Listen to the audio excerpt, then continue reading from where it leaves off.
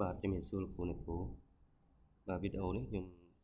នឹងធ្វើបង្ហាញជូនលោកគ្រូអំពីរបៀបបញ្ចូលលេខ0ឲ្យបានលឿននៅក្នុង Excel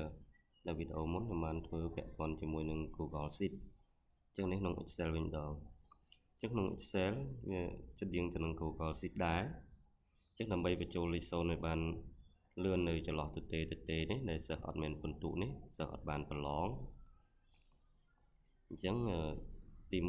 1គឺយើង select ទៅលើតំបន់ដែលចង់ដាក់លេខ0ហ្នឹងបាទ select ទាំងអស់ចឹងមក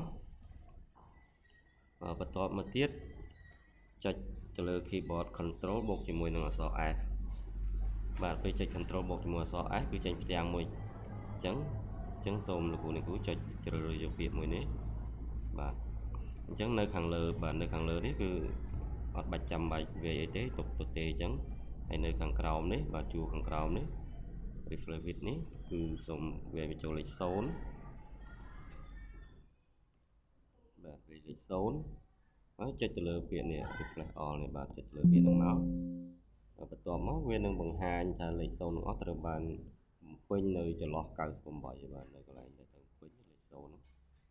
ហើយចុច OK មកបន្ទាប់មកចុច close បាទនេះឃើញទេ